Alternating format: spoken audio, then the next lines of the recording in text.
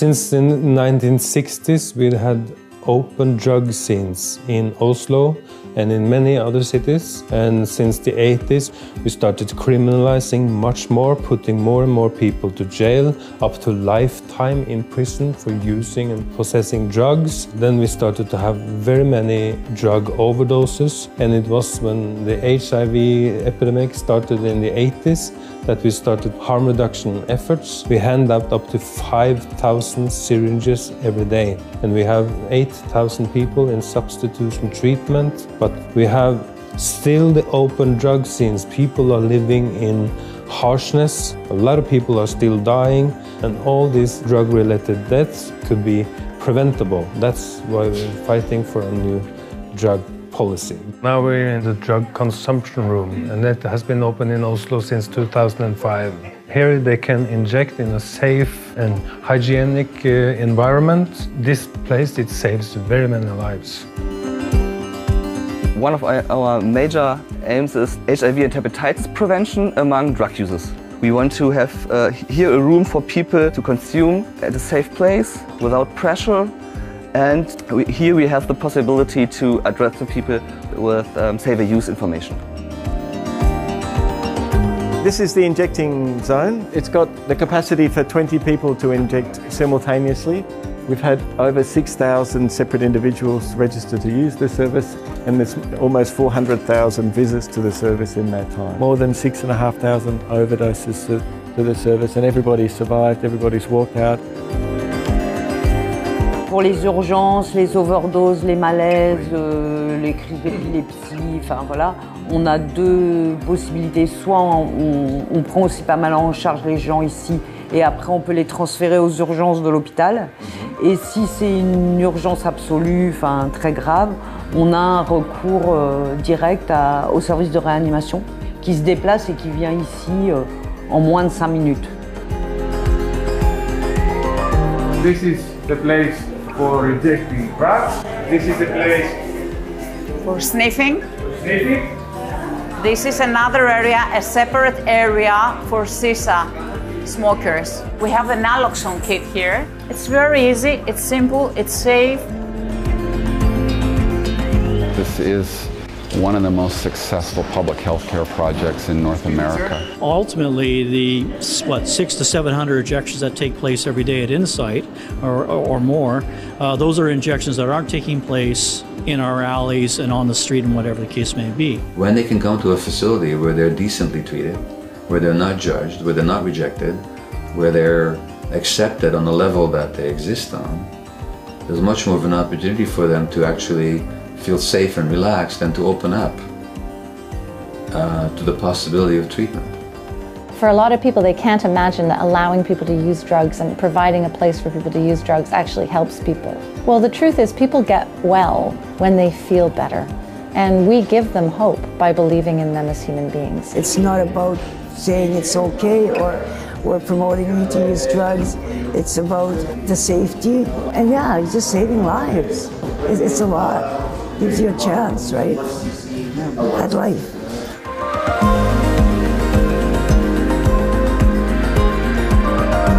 Drug consumption rooms are known by different names over time and space, yet they all mean the same. A safe space where people who use drugs can do so under hygienic conditions, with support and without fear of violence or legal repercussions. Today, more than 140 legally sanctioned drug consumption rooms operate in 11 European countries, as well as in Australia, Canada, Mexico, and the USA. Join us on a global tour to discover why they were established, how they support the local communities, and how these life-saving harm reduction facilities have evolved over time. To begin, let's visit Amok, one of the 3 DCRs run by my organization, the Regenboog Group in Amsterdam. In a drug consumption room in the Netherlands, it is legal to use drugs. We have, as you can see, a room with smokers and injectors. On the table with containers, it's purely for injection. On the tables without container, people can smoke. I personally think that the drug consumption room are extremely efficient ways to tackle many problems. There are 3 main goals. One is to reduce the public nuisance associated to drug use. One of the other goals is to limit the drug overdose death. And the last one officially is to reduce the possibility of contamination HIV hepatitis C. Regarding the public nuisance, since the opening of the very first drug consumption room in the Netherlands, the associated drug public nuisance have almost disappeared. Before the establishment of drug consumption room, the HIV ratio within injectors in the Netherlands was between 12 and 18%. Right away after the opening of the drug consumption room, we dropped under 4%. We have never had a lethal overdose in any of the drug consumption room worldwide. We want that the clients access not only an hygienic place to use under supervision, but also a place where they can have a shower, change their clothes, rest, sleep, drink water, and eat food. We have various peer workers who are involved in the whole building.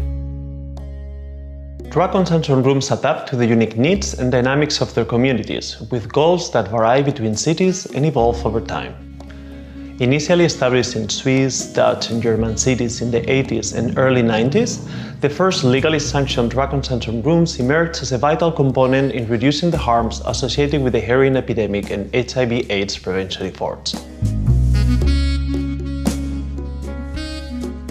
These early drug consumption rooms aim to bring a street-based heroin injection in open drug scenes closer to health and care services. 3 decades later, the most prominent argument for supporting the expansion of drug consumption rooms in North America highlights their role as part of a comprehensive response to a synthetic opioid overdose crisis and toxic market supplies. The first legal supervised consumption site in North America, Inside, opened in 2003 in Vancouver's downtown East Side. As you will see next, Inside is so much more than just a space for safer injecting.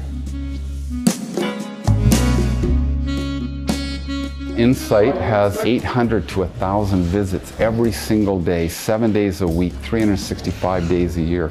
Close to 30% of those visits are people inquiring about how can I get into detox, how can I get into on-site upstairs. The first time somebody comes, they register. I don't need you to use your real name. So right from the moment you come to Insight, it's all about relationships and one-on-one as much as we can. Pearl. There you go, Pearl. Thank you. What are you using? Heroin. All right. You have to come as well. Thank you. I have to get my stuff.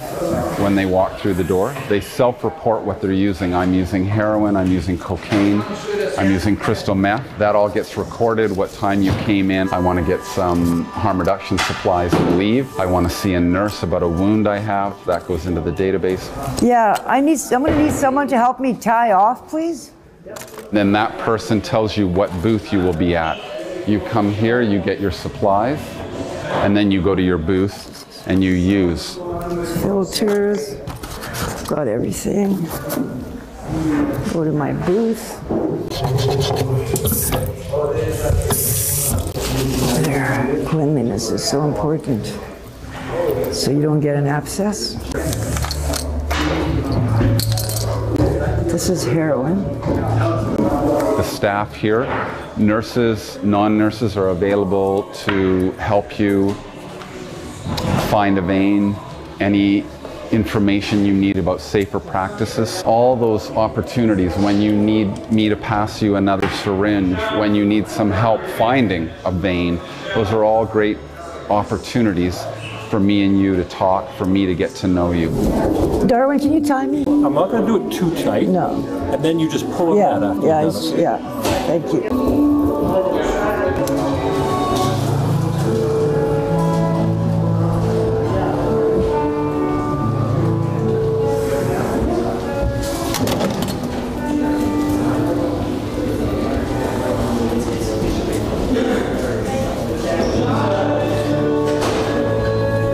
That's done. Somebody was saying, do people come to this site as a cry for help? And I thought to myself, no, actually, people come to this site because they want to use where it's clean, where it's well lit, and where it's warm. And if you build a relationship with them as they use this site, if you open yourself up to them, then they may cry for help to you. They may say, listen, known you for a few months, can you tell me about methadone or detox upstairs or housing, things like that. We're in a 3-story building. The storefront or the street level is the injection site. The second floor is a detox center where people stay probably 8 days, 5 to 8 days. And then above that is what we call a transitional recovery program. So that's what the third floor is. I do well at the detox center. It's been 8 days. I want to go on to recovery, or I want to get better housing. So now I can go to the third floor and stay for 2 weeks, 4 weeks, 6 weeks, 8 weeks.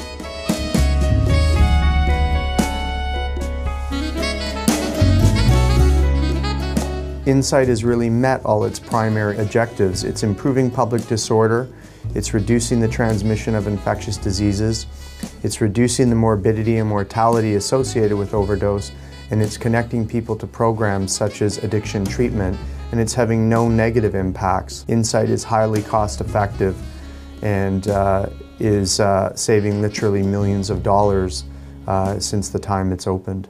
Often they'll start talking about, well, they'll be dressing a wound or talking about detox, and then all of a sudden, bam, their feelings and their story comes out. I've never heard stories like this in my life. Grown men like in tears, residential school abuse, childhood sexual abuse, violent abuse, homelessness as a child, serial abandonment, stuff that will curl your hair.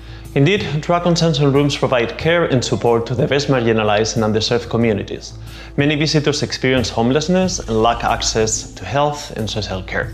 To reduce these barriers, many drug consumption rooms are located in urban areas, easily accessible through a low-threshold harm reduction facility, providing access to a broad portfolio of care services. Where large capacity is required, drug consumption rooms operate in a more specialized form within or near the communities they serve. Examples of these are the 2 DCRs in Australia, one in Sydney, opened in 2001, and the second one in Melbourne, which was opened in 2018.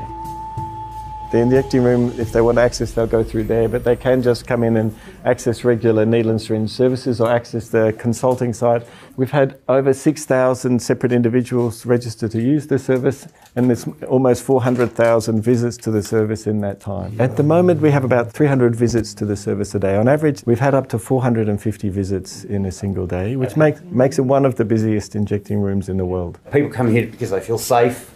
They know they don't get judged, and they know that if anything goes wrong, then they're in safe hands and someone's going to be there to catch them if they fall. More than 6,500 overdoses to the service, and everybody's survived, everybody's walked out. This is the injecting zone. It's got the capacity for 20 people to inject simultaneously. I really like this room because I know I'll come out and I can safely use whatever my substance of choice is on the day.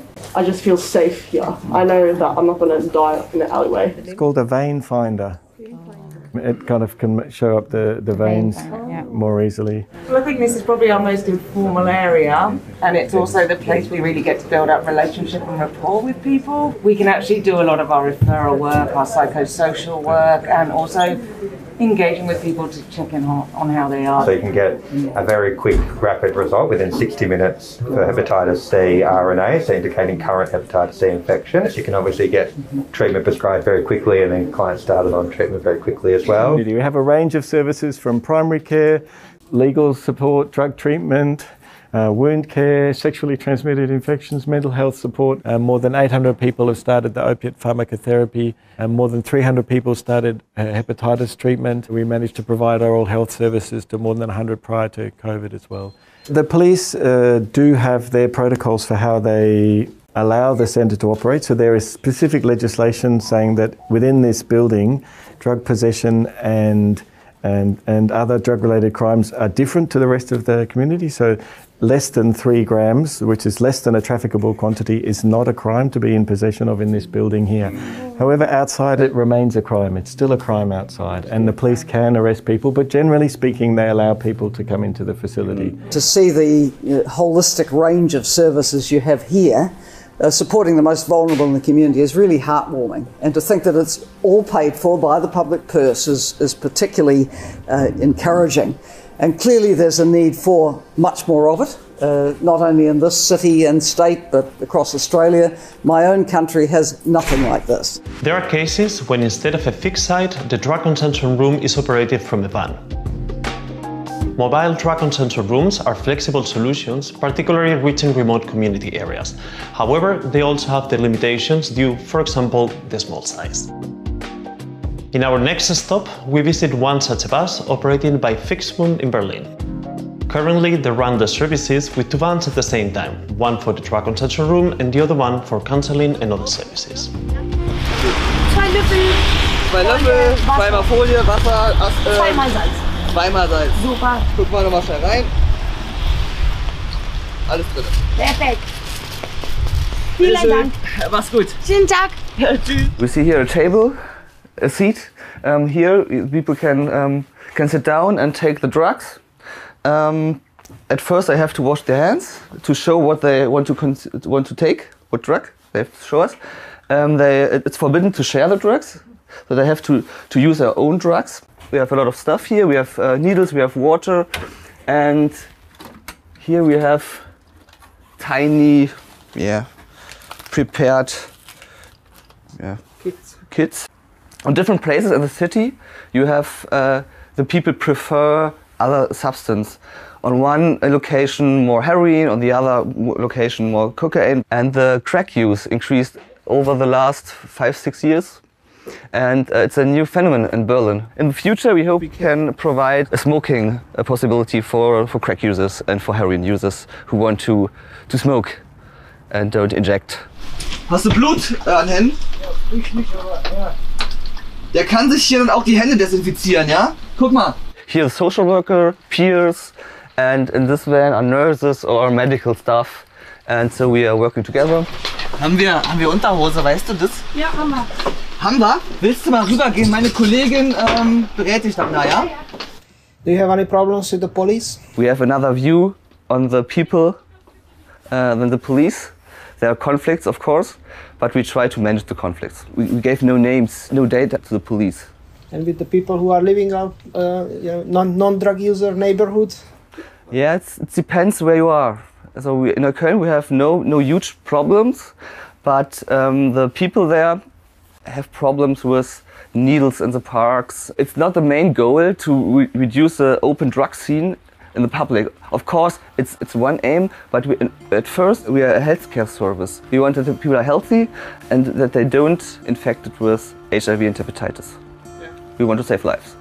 Although one of the aims of a drug and sensor room might be to reduce public nuisance, the opening of a room can evoke fears of local citizens that it will attract more users to the area. To tackle these fears and foster a good relationship with the locals, it is common for drug and sensor rooms to establish committees with neighbors, the police, or other stakeholders. Next, we visit Gaia, the drug and sensor room in France, and a good example of the positive outcome of active collaboration with local communities. Avant la salle, depuis 2005, il y avait donc cette scène de consommation. Alors ça se passait dans les toilettes publiques, dans les halls d'immeubles, sur les trottoirs. Il y avait, oui, des rassemblements de 30, 40 usagers assez régulièrement et des consommations de rue très importantes qu'on diminuait beaucoup avec l'ouverture de la salle. L'enquête de l'INSERM qui a été menée depuis le démarrage du projet, enfin même un peu avant, a montré plusieurs points importants, une réduction des pratiques à risque de 11%, une réduction du recours aux urgences pour 26%, une réduction des actes délictueux pour 20%. Donc ils ont montré aussi une diminution des overdoses de 2%, mais c'est vrai que nous, on n'a pas tellement d'overdoses comparativement à d'autres pays. Donc on voit l'accès aux soins qui est facilité, ne serait-ce que pour accéder au traitement hépatite C ou au traitement de substitution. Sur l'environnement, on a une réduction de 3 fois, une réduction, les seringues usagées, enfin le matériel usagé a été diminué par 3. Moi j'habite, mes fenêtres donnent sur la salle, je suis à l'angle rue Guy Patin, Ambroise Paré, Magenta, donc je vois la salle. Vraiment ce que ça a amélioré, c'est que ça a fait disparaître ces scènes d'injection. Que maintenant on peut retourner au square Cavalier-École, qui est au square de l'école, qui est redevenu un square où on peut aller avec des enfants, on peut aller jouer avec des enfants, on a beaucoup moins de seringues. Ça n'a pas tout amélioré, puisqu'il y a quand même encore des scènes d'injection, on les voit dans la rue, mais ça a rétréci de toute façon déjà le périmètre des quelques rues. On est vraiment sur 2 rues où se retrouvent ces scènes d'injection. Despite the success and impact of French drug consumption rooms like Gaia and Strasbourg, and the advocacy efforts by organizations such as the French user organization ASUD, no new drug consumption rooms have opened in France since 2016. New rooms are urgently needed to address the needs of crack smokers in the country. France is not alone in this struggle. In many cities, establishing these services can take years, sparking controversy and facing multiple barriers. Therefore, long-term political support is crucial for the establishment and sustainability of drug consumption rooms. Our next stop, the drug consumption room in Athens, Greece, is a great example of this. Okana, the main harm reduction service provider in Greece, opened a pilot DCR in downtown Athens in 2013. Within less than a year, the room had to shut down due to a sudden order from the prosecutor. 8 years later, thanks to a strong political support, they managed to open a drug consumption room again. We have a DCR, the first DCR in Southeastern Europe. All this support came with very, very good and great political support, meaning that we had the first citizen of the country, the president of the Hellenic Republic, who came and inaugurated the DCR. We have the support of the Prime Minister. The Prime Minister paid a visit to the DCR, and it was a political commitment of his party to create a DCR, which is not also easy for a conservative party to have this so liberal option as political, let's say, commitment. This is the place for rejecting drugs. This is the place for sniffing.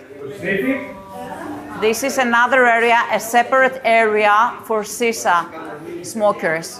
Yes, it's closed. Yeah. There is a special fan yes, here. To clean the air. We have the safeguard for the pipe, for the mouth, okay, so that they are safe when they use this. Περίμενε. Αυτό είμαστε εντάξει. Προσέχεις. Yeah. How is the relationship with the neighborhood? Actually, it's very good because prior to opening, I used to have visits and really sensitize them towards what we're going to do. They were really afraid, oh, you're going to gather all these people, we're going to have problems outside and so on. And I said, no, that's the opposite. When we open, nobody's going to stay outside. Whenever there is a problem, they give me a call because they know me personally, the whole neighborhood. And things have changed, have bettered for them. How is the relationship with police? Police are actually the ones who are nearby. They're very close to us. Before starting these centers, we managed to visit them and explain and get some sensitivity out of them, and they really support us. They send people here. Whenever they have a drug user that they know that belongs to us, they give us a call and we go to the police department and we take care of whatever issue there is. So we're on good grounds. We're doing it together. That's the thing, with the neighbors, with the police, we try to do it together. And with drug users who are not here members of this center. We try to relate. That's the magic word. We have the relationship with them. Even in cases which adverse legal and policy frameworks exist, successful examples of drug consumption rules implementation exist based on local consensus, effective communication, and community organizing. Examples of these are the drug consumption room in Liège, which opened its doors despite the lack of a legal framework, or Inside, which the government at the time threatened to shut down, fighting their way up to the Canadian Supreme Court to keep it open. Look at everybody we won!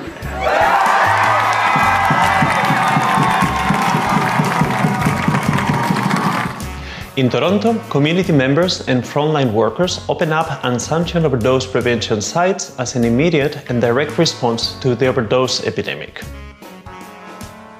One of the biggest things drug user activists are known for in Toronto in the last years is the opening of the illegal injection site in Moss Park, where we've been in this overdose crisis for many years now, and just watching our friends and family and loved ones and coworkers and co-organizers die And instead of waiting for sites, supervised consumption sites to open, we went ahead and opened one ourselves. This is a tent that has been erected here in Moss Park. Inside, 140 naloxone kits to be used against opioid overdoses. Unfortunately, there's some bylaws that are going to be broken. We know what we're doing, and we just want to help save people's lives. We just don't want to go to memorials, funerals anymore. We don't want to see more dead people. Civil disobedience acts like this have changed the landscape of many country drug policies, not only in Canada, but also in Denmark and others, and have contributed to drug consumption rooms becoming legal. Communities of people who use drugs have not only been a driving force in advocating for drug consumption rooms, they also have a crucial role in the operation of these services. Our next stop will be at the DCR in Moreira, Lisbon, which is a good example of a peer-run service. In Moreira is not an official DCR, drug consumption room. So we created this space because people were smoking and injecting in the streets.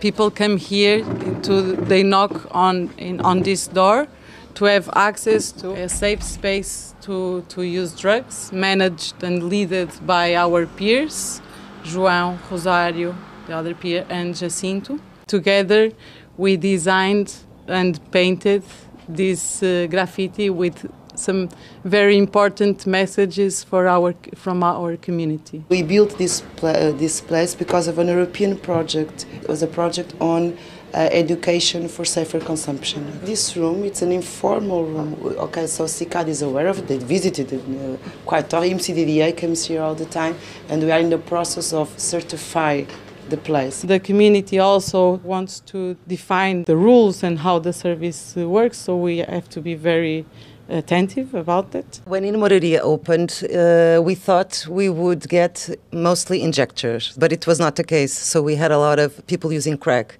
So what the colleagues did, they implemented a pilot to see what kind of pipe they would prefer to use. We had these 3 places here, 2 there, and the original idea was that this was the nurse office. Now it's also for consumption, and what we realized that sometimes, for example, for women wanting to inject drugs, sometimes it's not comfortable to be in the same space, and because sometimes they want to inject in other parts of the body that it's more intimate, they can go there and close the door and they are more comfortable. But there's always, so the peers, they manage this space, but of course there's always a nurse here at the same time if she needs to provide care to someone. Violence is not accepted here, racism and violence against women.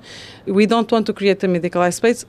I'm not against medicalized space. I just believe that in a city, in a territory, there should be different kind of models and different kind of interventions. Rosário, our peer, she's the one who usually leads also the injection part, and the injection spot is a very intimate space. We have a curtain here, and people, while they are preparing the substance and injecting, they are sharing so many things, and it's a very special moment of the day. And then the peers and the harm reduction workers who do the community intervention are the ones who sometimes take people if they want to. They make the bridge with the social worker, the nurses or the doctors. Since their opening, drug consumption rooms have continuously innovated to adapt to different substances, patterns of consumption, and to increase the safety of the local communities. In recent years, for example, drug consumption rooms such as On Point in New York or K&A in Zurich now provide on-site drug testing. Also, many drug consumption rooms have implemented new models of care to increase access to the service by communities that up until now experienced barriers accessing them, such as women and gender-diverse people or migrants who use drugs. In these cases, we see how drug consumption rooms provide not only healthcare, but also respond to broader structural issues, such as housing exclusion, gender-based violence, as well as marginalization, stigma, and discrimination. Such services are, for example, Recatza in Hamburg, Sister Space in Vancouver, and Metzineres in Barcelona, which will be our last visit in this film as well. Metzineres, que es una cooperativa que tiene como propósito generar espacios de cobijo para mujeres y personas de género fluido que sobreviviendo a múltiples situaciones de violencia y vulnerabilidad y atravesadas por la guerra contra las drogas. Todo esto surge un poco a raíz de una investigación donde no solamente nos damos cuenta de que no existen datos sobre mujeres y personas de género no binario que usan drogas, sino que además existe un gran vacío en cuanto a los servicios y el acompañamiento que pueden recibir estas personas, ¿no? Por una parte, lo que nos encontramos es que las mujeres y personas de género no binario o bien no llegan o bien no se adhieren a unos servicios que son especialmente androcéntricos, entonces están más pensados para ellos y a veces no representan lugares seguros. Y aparte, pues no atienden sus especificidades, ¿no? Por otra parte, cuando se dirigen a servicios para mujeres o para personas de género no binario, lo que se encuentran es que son excluidas por el hecho de utilizar sustancias psicoactivas. Tenemos espacios donde ellas pueden inyectarse, pueden fumar, pueden esnifar, incluso aquellas que beben alcohol, siempre con el acompañamiento del equipo. ¿Y qué? ¿Cómo nos va la vida? Pues bien, cariño, con mucho cansancio, porque he estado toda la noche trabajando. Oh, bueno, eso es bueno, ¿no? Y bueno. Bien, ¿te han pagado todos? Por supuesto, me voy a hacer de oro. Muy bien. Ay, gracias, Raquel. Venga, corazón. Létate ahí. Vale. Que además contamos con el apoyo de comunicadoras, de talleristas, que nos permite tener una muy rica agenda de actividades, artísticas, creativas, terapéuticas y un poco de todo a la vez, desde fotografía, teatro, ilustración, cosmética natural, para precisamente brindar esas herramientas para la autogestión y para el empoderamiento, ¿no? de todas las que acabamos formando parte de Medicineras. Muy bien. Viendo que el consumo no está en el centro, sino que es una consecuencia más de las múltiples situaciones, o una forma más que tienen las mujeres y las personas de género no binario de enfrentar y de encararse a las múltiples situaciones de exclusión y de injusticia social, ¿no? A las que tienen que hacer frente. Pues lo que hemos querido ha sido eso, crear un espacio seguro, tranquilo, en el que poder caminar desde la solidaridad y el apoyo mutuo. Y buscábamos eso, ¿no? Sacar precisamente el hecho de incorporar el consumo como una parte de las necesidades de estas mujeres también hace que el consumo deje de ser la principal barrera para poder desarrollarse a ellas mismas, ¿no? Veíamos que el hecho de consumir era la principal barrera, el principal estigma, ¿no? Y que desde el momento en que el consumo no se pone en el centro como barrera tampoco, deja de ser tan importante, ¿no? No estamos hablando del consumo, estamos hablando de vivienda, estamos hablando de trabajo, estamos hablando de salud emocional, física, psicológica. Estamos hablando de tener un grupo de amigas y de acabar con la soledad, ¿no? Que también es una de las grandes razones que hace que las mujeres acaben teniendo problemas relacionados con las drogas, que no es tanto con las drogas, sino con eso, ¿no? Con la soledad, con el miedo, con el frío, ¿no? Con el aislamiento. Entonces lo que intentamos es crear eso, ¿no? Un espacio de cobijo donde podemos crear eso, ¿no? Una familia.